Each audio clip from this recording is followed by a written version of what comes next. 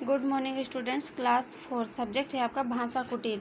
भाषा कुटीर मतलब हिंदी फर्स्ट में हम क्या पढ़ रहे थे, लेसन टू हमारा पूरा कंप्लीट हो चुका था। इसके हमने क्वेश्चन आंसर भी आपको करा दिए थे। आज हम पढ़ेंगे लेसन थ्री में आपका क्या परीक्षा। किसी गांव में एक बनिया रहता था। वह बहुत मेहनती और ईमानदार था। उसके 3 बेटे थे। तीनों को बनिया ने अच्छी शिक्षा दिलाई। वक्त बीतता गया। बनिया ने एक व्यापार को खूब फैलाया। वह दिन रात मेहनत से धन कमाने में जुटा रहता। बच्चे भी पढ़ लिख कर बड़े हो गए। एक दिन बनिया को लगा कि अब वह बूढ़ा हो गया। उसने सोचा, आज मैं जिंदा हूँ किंतु कल तो इस दुनिया को छोड़कर जाना ही होगा। मेरे बाद इतना लंबा चौड़ा व्यापार कौन अच्छी तरह संभाल पाएगा।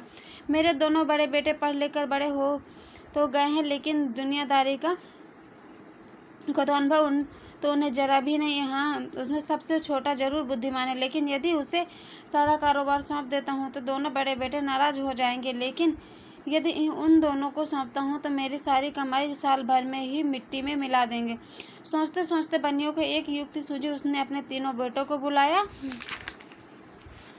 उसने कहा, देखो, अब मैं बूढ़ा हो गया हूँ। आज हूँ, कल नहीं भी रहूँगा। मेरे बाद तुम तीनों को यह कारोबार संभालना है। तुम में से जो मेरी परीक्षा में पास हो जाएगा उसी को सब कुछ कारोबार सौंप दूंगा। बाकी दोनों को उसकी मदद करनी होगी। मैं तुम तीनों को एक एक रुपया देता हूँ। तुम तीनों को उससे ऐसी चीज़ खरीद कर लानी जिससे पूरा घर भर जाए। पिता से अपना रुपया लेकर तीनों बेटे अपनी अपनी राह पर निकल गए। बड़ा बेटा ऐसे किसी वस्तु के लिए बाजार में घूमता रहा। हर दुकानदार से उसने कहा, देखो, इसे 1 रुपए में मुझे ऐसी चीज़ दे दो जिससे मेरा पूरा घर भर जाए। दुकानदार सोच में पड़ जाते, कहीं ये पागल तो नहीं है, 1 रुपए में इतनी सारी चीज़ें कौन देगा जिससे पूरा घर भर जाए। वे कहते, भैया, आगे जाकर किसी और से पूछो, मेरे पास कोई ऐसी वस्तु नहीं है। दूसरा बेटा भी पूरा बाजार घूमता रहा। उसे भी ऐसी कोई वस्तु नहीं मिली जिसे 1 रुपए में खरीदा जा सकता हो और उससे पूरा घर भी भर जाता। लेकिन सबसे छोटा बेटा सचमुच होशियार था। उसने सबसे पहले कुम्हार की दुकान खोजी। वहाँ से उसने 25 पैसे के मिट्टी के 4 दिए खरीदे। फिर उसने तेल के पास से 25 पैसे का तेल खरीदा। उसके बाद उसने पंसारी की दुकान से जाकर रुई की बत्ती और धूप बत्ती खरीदी और घर की ओर चल दिया। घर में घुसते उसने कहा, मैं एक रुपए में एक नहीं कई सारी चीज़ें खरीद कर लाया हूँ। उसकी बात सुनते ही दोनों भाई ठहाका मारकर हंसने लगे, लेकिन वह बिल्कुल नहीं घबराया और उसने दोनों भाइयों को धीरज रखने को कहा। सबसे पहले उसने अपने चारों दियों में तेल भरा और फिर रुई की बत्ती डालकर उन्हें जलाकर घर के चारों कोनों में रख दिया। फिर उसने धूप बत्ती जलाकर आंगन के बीचों बीच रख दी। उसकी सुगंध चारों ओर बिखर गई और दियों की रोशनी से सारा घर जगमगाने लगा। इस तरह पूरा घर रोशनी और खुशबू से भर गया। बूढ़ा बनिया यह देखकर बहुत खुश हुआ।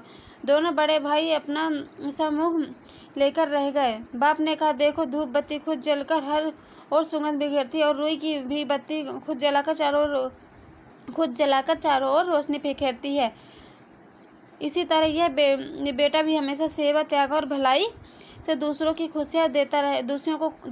खुशियाँ देता रहेगा।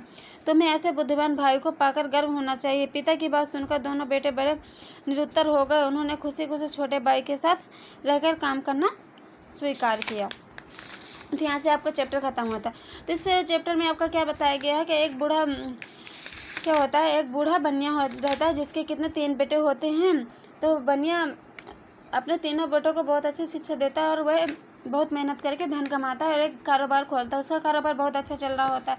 लेकिन एक दिन बनिया सोचता है कि यदि वह बूढ़ा हो गया और उसका जाने का समय आ गया है और उसके बाद उसका कारोबार कौन संभालेगा। तो वह सोच में पड़ जाता है। तो वह अपने तीनों बेटों को बुलाकर उनकी परीक्षा लेता है, जिसमें तीनों बेटों को 1-1 रुपया देता है और कहता है कि 1 रुपये में ऐसी चीज़ खरीद कर लाओ जिससे पूरा घर भर जाए।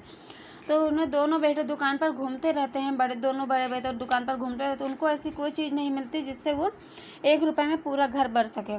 लेकिन छोटा बेटा क्या करता है, कुम्हार के पास से दिए खरीदता है, पंसारी से तेल खरीदता है, पंसारी से रुई जार के खरीदता है और तेली से तेल खरीदता है और पंसारी से रुई और धूप बत्ती दोनों चीज़ लेके आता है और घर में दिए को जला कर रख देता है और धूप बत्ती जला कर रख, जिससे पूरा घर भर जाता है उजाले और खुशबू से। और यह सब देखकर बनिया बहुत खुश होता है और अपना सारा कारोबार छोटे बेटे को दे देता है और भाई भी उसकी मदद करते हैं। That's all for today, next tomorrow. Thank you.